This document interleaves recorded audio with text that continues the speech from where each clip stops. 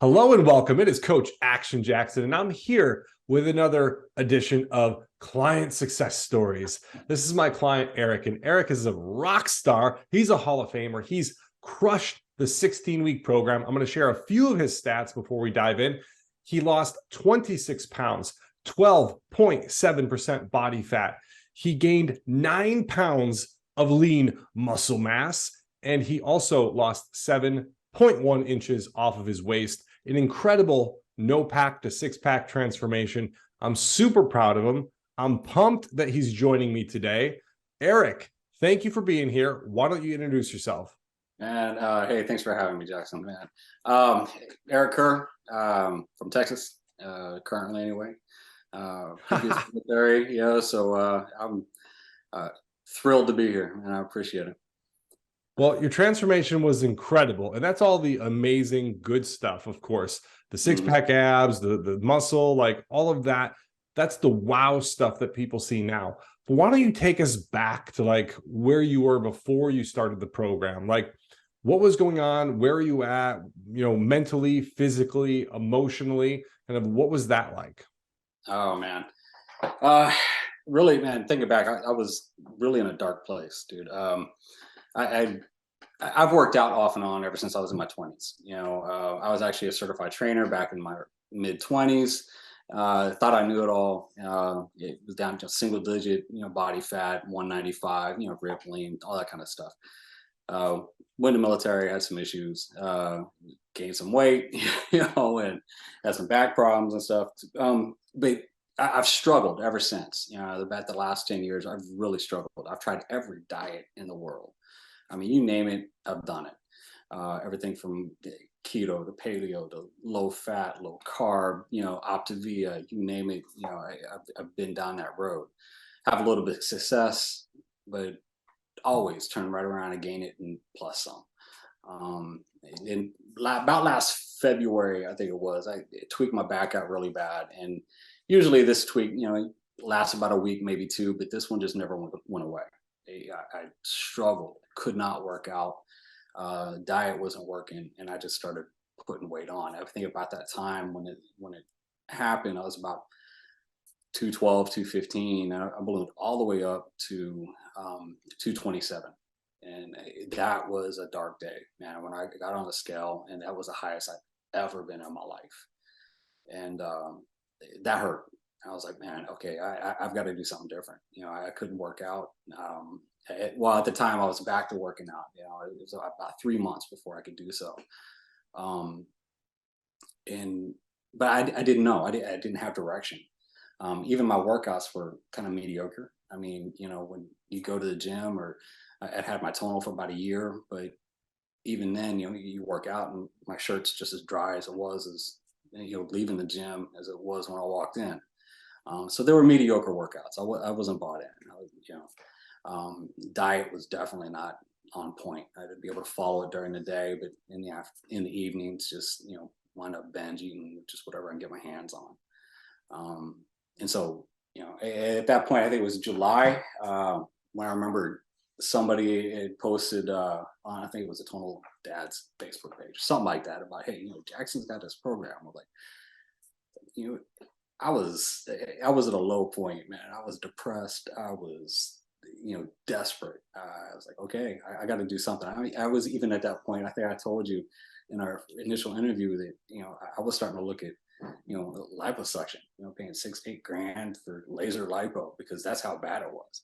And I gave you a call, and we went through it, and I was like, okay, I got to do it. And so that's where I was, so.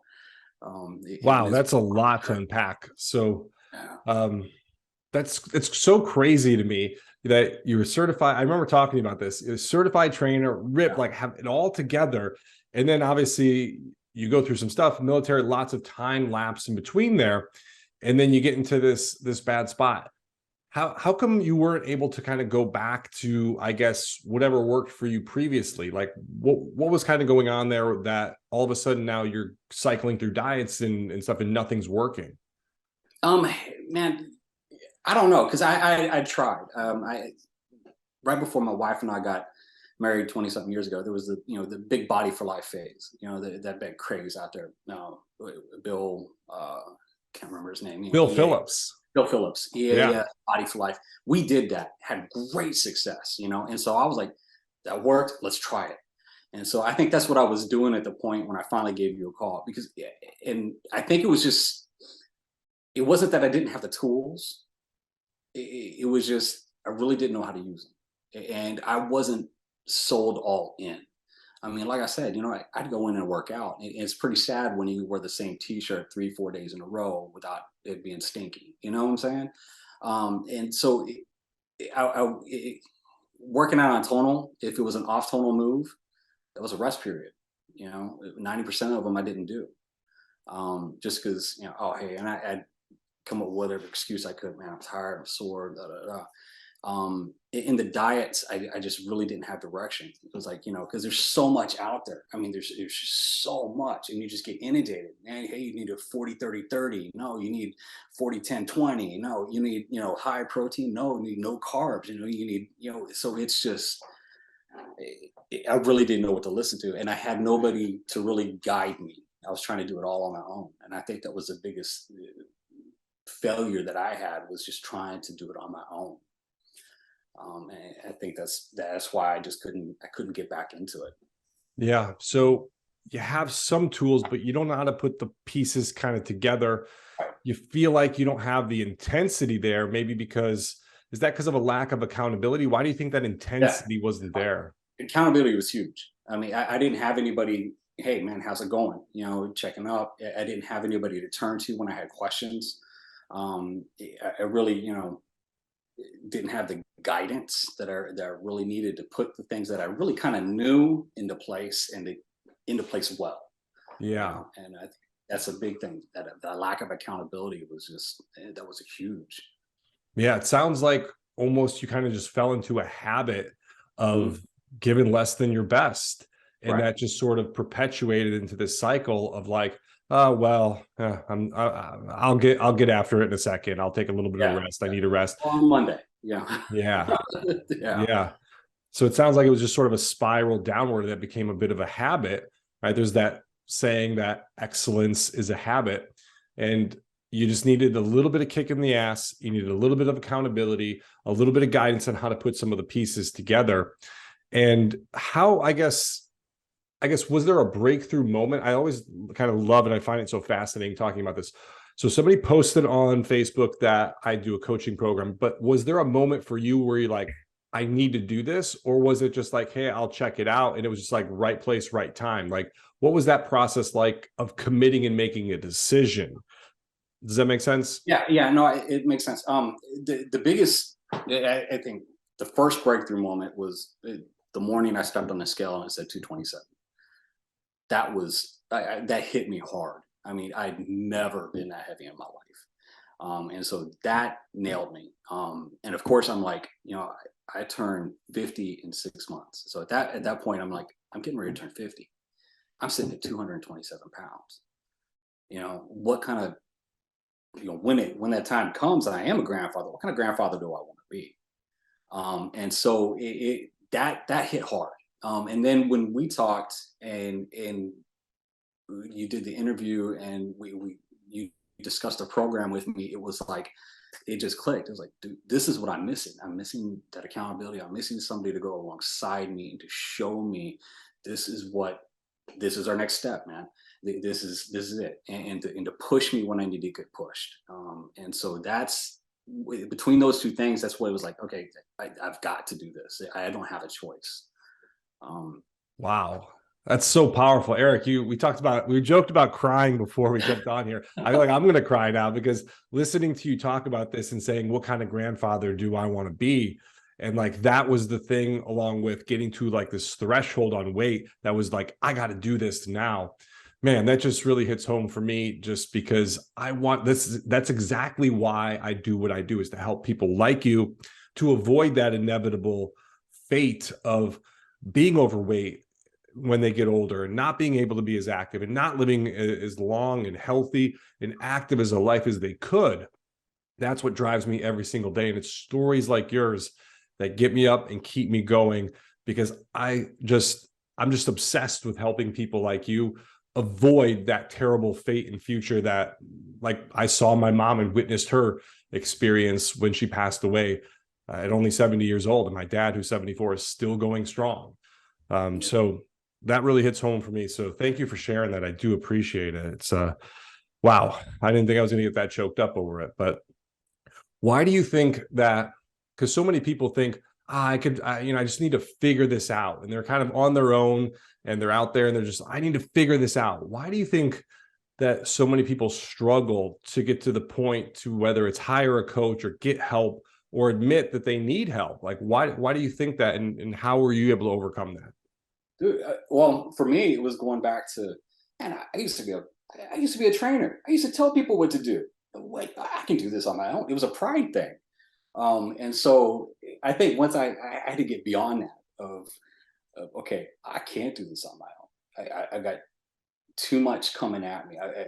There's too much out there. I've lost touch with what's going on now, and um, I think it was just kind of swallowing that pride and going, if I don't get some help, if I don't get somebody else's guidance, I'm going to be that 300-pound 60-year-old that can't go up a flight of stairs and chase his grandkids around. You know what I'm saying?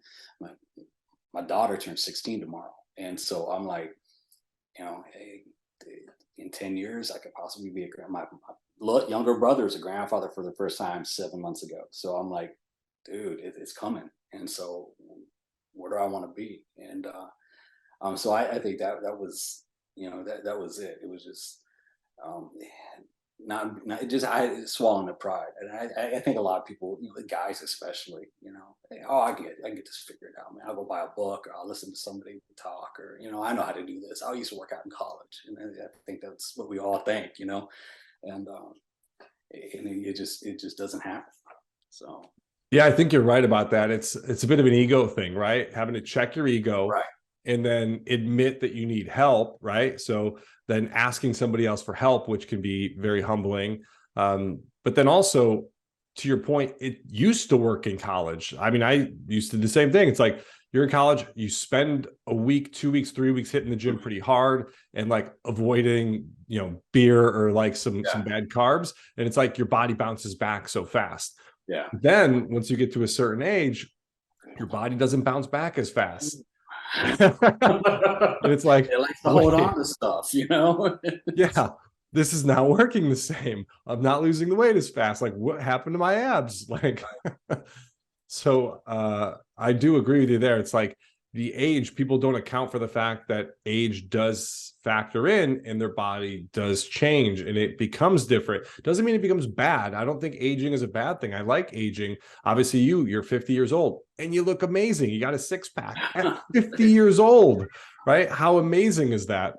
And the other thing that you mentioned there that I, again, love is just, hey, my daughter's 16. I want to be there to walk her down the aisle. I want to be there to, be a good influence in not only her life, but also my grandkids' lives. Like that's so powerful. And so many of the clients that I work with talk about how they're doing it for their kids. They're doing it for their grandkids. It's generational health that we're talking about.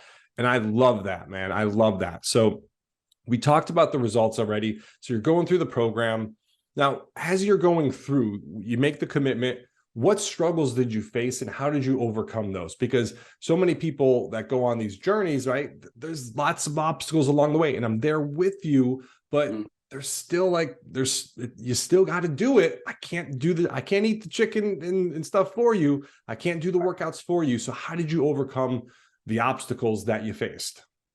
My biggest obstacles they weren't related to workout. I don't know what it was. I don't know how. I don't know what clicked.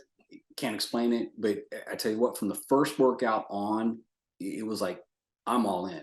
There were no rest periods. Off tonal movement, I'd do it. If for some reason it was a movement that I couldn't physically do, I'd swap it out for another one. So that wasn't the issue. I never had a problem with that, man. I'd walk out of the gym and I have to peel my shirt off. It's hilarious. It was a few times I'd actually step in the bathtub and wring it out before I could throw it in the deal. But mine was nutrition. I always had that issue of, I could eat perfect throughout the day, but at night, for some reason, you sit down and spend that, you try to relax for about an hour before I head to bed. I sit down and chill, and it was like, bam, I gotta eat. And I really didn't have any problems with the first 4 weeks, and I think it was just the newness of the program. You're excited, eh, everything's clicking, man. Great. And then after that first 4 weeks, there were a few times where, man, I had a stressful day, something happened, and all of a sudden I find myself wanting to get back up and go scrounging again. And I'd like to say that I was perfect every time, but unfortunately I wasn't. There were a couple of nights where I kind of gave in, and ate some stuff that I regretted in the morning. But I think most of the time it was, um, like you had said, I can't remember if it was something I read or something I heard you say, or probably both, about uh, projecting forward. Before you eat that stuff at late night, project forward. What are you going to feel like in the morning? Are you going to regret this? Are you going to feel shame? Is this really going to help you achieve the goal that you want? And that worked for me quite a bit. Was just, okay, hey, if I do this, I'm going to be shamed in the morning. In fact, I'll probably lay in bed tonight and feel shame and regret and kick myself. So really, is this bag of Doritos, uh, worth it? And so that helped me a lot, and just that, and just making sure that I'm focused on the goals at hand, uh, and keep those in the forefront of my mind versus, what am I wanting right now. And so instead of grabbing the Doritos, I'm like, okay, hey, all right, if you need something to eat, let's pop a small protein shake, or something like that, something a little bit less that I can spare I've got to let the macros left, so I can spare it, and but go for something a little bit healthier.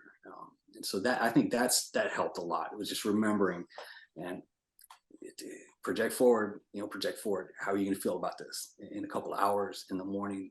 What are you going to think about yourself? And so that was a big influence in me for trying to stay on task and stay right. I love that. And I mean, they've done studies and research on this where they'll ask people, they'll show people a picture of themselves. Like how you can get those apps that show you an older version of yourself. It's Oh like yeah, you, but yeah, like yeah. gray hair and stuff. And when they show people projections forward of what they look like in retirement or old age, they often opt to save more money in retirement. They're always like, oh, I need to save more, because they think about their future self and what they're going to be like. So Yeah. people make better decisions when they can forward project like that. So I love that. It's a tactical thing that you were able to use in order to prevent yourself from making bad decisions in the moment. And I also think it's important to mention that you weren't perfect. Oh yeah. That's that's such a good thing. It's such a relieving thing, because most people think, if I'm not perfect and if I screw up, it's over. Like floodgates, I might as well order a pizza and buy some In-N-Out and McDonald's because it's over.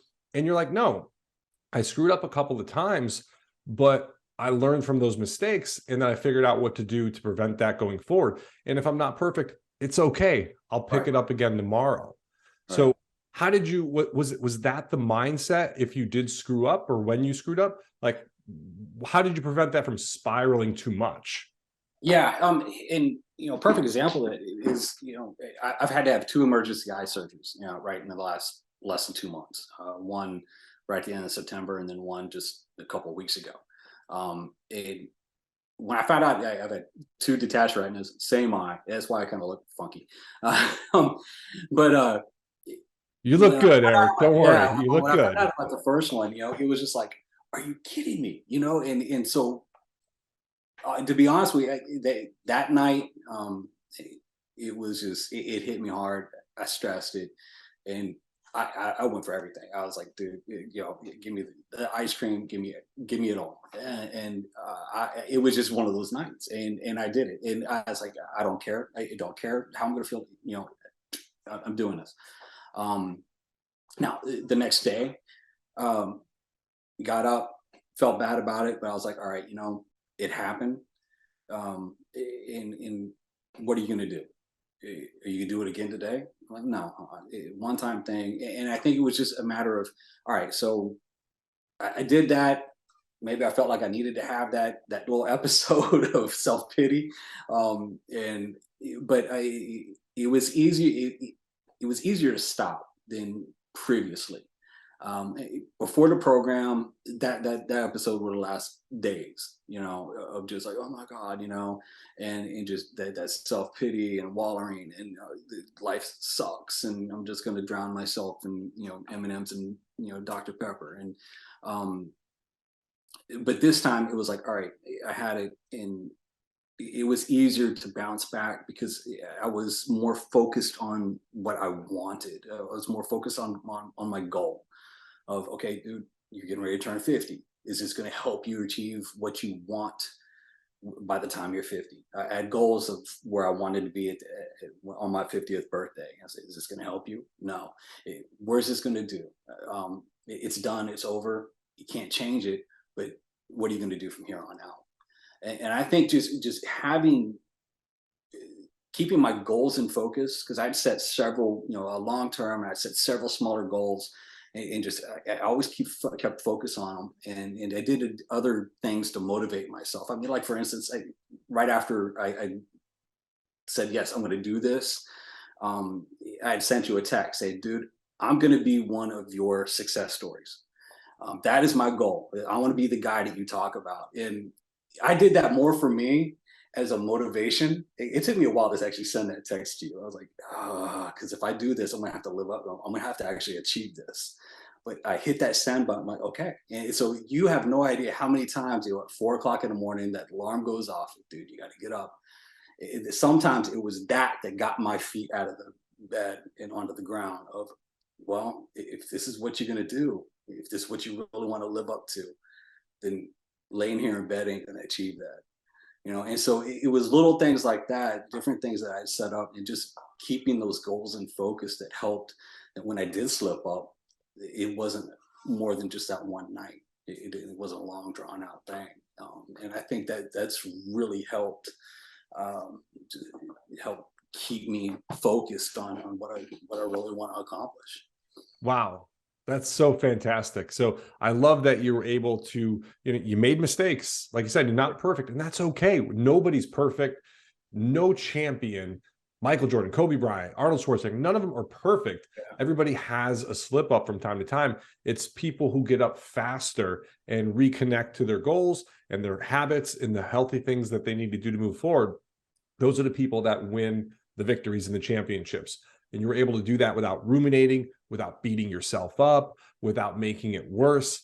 That's awesome. That is such a huge, incredible habit to build, because that's going to serve you so well for the rest of your life.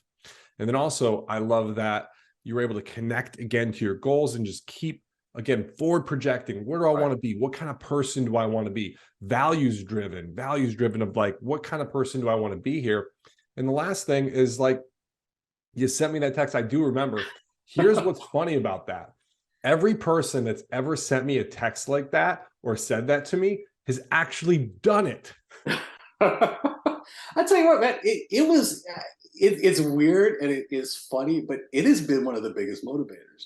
It really has. And it's just been like, if I want to, it's that, maybe it's playing on my, that male ego. If you even want to have a chance at that, man, you've got to be all in. You've got to, you can't just lay here. You can't wallow in self pity. You can't whatever. So it's been hilarious. That has pushed me so much, that just that little text, and it's always back in the back of my mind. I love it. That's fantastic. I think a lot of times when you have somebody that you're working with, like a coach or a mentor or somebody, even just an accountability partner, there's a sense of like, we don't want to let that person down. Like I recently heard some data points. I don't know if it was a research study or if it was just a psychology thing, but they were kind of assessing and talking about why people's lawns are always so well manicured in like nice neighborhoods. And it's not because they have other people do it. It's more so the social pressure of like, you don't want to be the person that has the lawn that's overgrown and all the stuff around.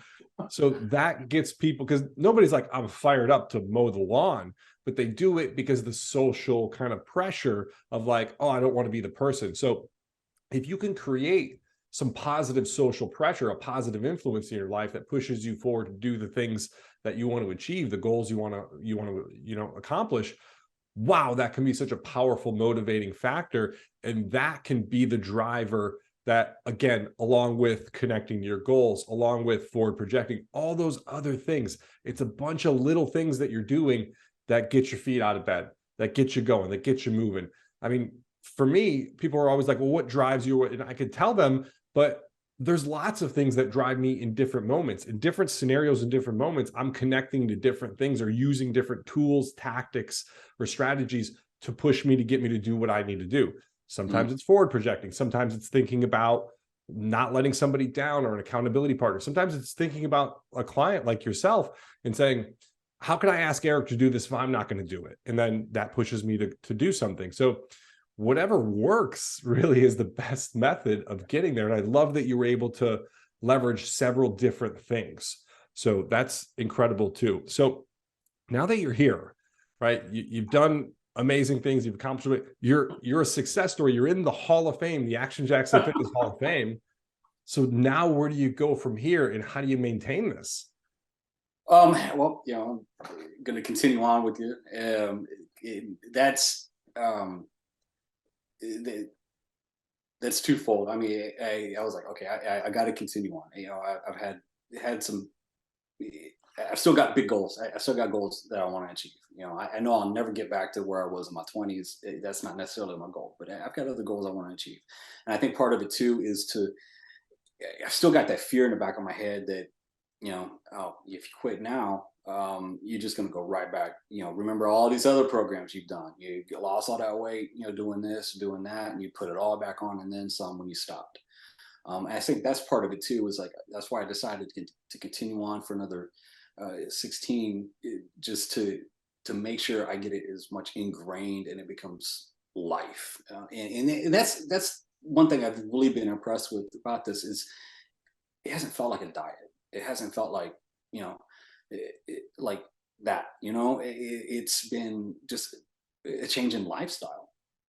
Yeah, I track my macros every day. I track everything I eat because in the back of my mind, you're looking at it every night anyway. So don't tell me you're not because then But as far as I know, you and Mike are looking at everything I eat that I put in my macros every day, and so I track it all and I do what I can to be successful. But it doesn't feel like I'm on this diet or I'm on this or that. It's more of eating to achieve what I'm attempting to achieve at that point. Like when I had to stop working out over this last surgery, I was like, man, I was in the middle of my bulking phase. And so I was like, okay, well, can't do this. So I tell you what do you think? Go back to my cutting macros and let me cut a few more pounds, which actually I did. I wound up cutting 3 pounds over the 2 weeks that I had to stop working. And so it was just kind of one of those things of learning that, eating for life, eating for what you're trying to achieve at the time. And it's not, a diet. And so I think trying to make that as ingrained as possible, that just becomes lifestyle and it becomes who I am. And it's not just that program or that diet anymore. Wow, I love that. You said it becomes a lifestyle. It becomes who I am. Wow, that's so powerful. As I told you when we first started, I said, I want to try to teach you, like the goal is to teach you how to train, how to eat, how to think for the rest of your life so that this isn't a diet or just a workout plan. So you understand how to push yourself from a workout perspective. And you got that down. As you said, you're crushing the workout. So you know how to push yourself, how to bring that intensity in where you need to be in order to see the levels of success you want. Now you're understanding more and more about how to leverage foundational principles from a nutritional perspective to radically change your body, whether it's losing body fat, whether it's gaining muscle, any of those things. Now you understand how to do that foundationally And when you're tracking your macros and kind of doing things the way that we do them, if you want to have a treat or grab something, like, it's not the end of the world. You can track that and you can continue on. Now, that's a responsibility that not everyone always wants to take on. But if you take it on, wow, it can be very powerful, because now you don't feel super restricted. And it's not a diet, because it's not like, oh, I'm on keto, I can't eat any carbohydrates. It's like, oh, if you want carbs, you can have them. Just make sure you're tracking things and accounting for them, and then you're good to go. So you can have variety, you can have other foods and stuff, which is great. And I love that you said it becomes who I am. Identity transformation is one of the most powerful things that we could ever possibly do to become the kind of people that we want. It's, it's the person you become in the process. It sounds so cliche, but it is so true. And I love that you wanted to continue on, because you want to just reinforce that for a little bit longer before kind of going off on your own and managing it yourself. So I love that you were willing and able to make that commitment and just continue on to become, again, the person that you want to be. So, anything else that you want to cover? Anything? Oh, well, the last thing I want to mention, people out there have excuses. You've had 2 emergency eye surgeries, and you've still managed to go from no pack to 6 pack, lose 26 pounds, 12.7% body fat, add on 9 pounds of lean mass, and you lost 7 inches, all while 2 emergency eye surgeries happened. I, I don't know. It was just, I know that when I did finally was able to go back and I got the green light to start working out again, it was like, it was on. I was like, okay, it's on, and I was like, 5-6 days a week. I was like, no, maybe I'm not taking an off day, or even like, I think my off days were set for Wednesday and Saturday, and I was doing, a good hit program both days, and so yeah, it was just, I have no idea. Because Is that drive? Is that drive still just coming from wanting to like be your best? Yeah, In your it 50s? just, yeah, it was just, exactly, it was just that drive of like, okay, well, I've got to make up some ground. I can't stop now. Look how far I've come. This is just a hiccup, and in I think both periods, both times where I was down, and couldn't work out, I was like, okay, well, let's cut. And so I had success both times, actually cutting some more weight. And it was like, all right, boom. As soon as I was off the gate, it was like, it was on. And it was just that drive to okay, I've got less time to achieve my goal. I'm going to achieve, I'm going to get as close to my goal as possible. And Wow. so, yeah, Eric, you are so inspiring, my friend. I mean, this is just incredible for the people out there listening, watching, like, just incredible. There's this, I read a lot of Stoic philosophy, and the stuff that you're saying, the oozing out, and this is stuff I try to teach, obviously, all my clients and try to inject into the program, but it's so aligned with like Stoic philosophy. And there's this really popular kind of viral video from this guy named Jocko Willink, who follows very similar kind of philosophies. And the whole video is like, got injured, good, needed a break from training. And I mean, this is yeah, right on par with that. It's like, oh, got injured or need emergency eye surgery, good, switch back to, you're back to cutting cut. macros and Yeah, like lose a few pounds. You just evolve and adapt to overcome the problems and get to the other side without like overanalyzing, without paralyzing yourself, without beating yourself up, and without ruminating. You just, okay, like you had one day where you're like kind of pity party for yourself, and the next day it's like, okay, had the pity party, now I'm moving on. now let's move on. Yeah, I yeah. love it. Well, Eric, I want to thank you again for your time today. I really do appreciate it. I'm so incredibly proud of you. Like, the stats, the numbers are mind blowing. The photos are incredible, like eye-popping, head-turning photos. You've just been incredible, and I can't thank you enough, because again, just get so much joy out of seeing people like you transform their life, and knowing that you're setting that example to so many of your friends and family members and your kids and grandkids and everybody. You're a ray of light and a ray of hope. 50 years old, 6-pack abs. You can do it. Anybody can do it. 2 eye surgeries. Like, what's your excuse? That's right. So Well, thank you again, Eric. I appreciate you. Hey man, thank you, Jackson. I couldn't have done this without you and the tools that you've provided and the support and everything else, man. This wouldn't even been possible. So I appreciate you and everything. Wonderful. Well, thank you again, everybody, and we'll see you next time.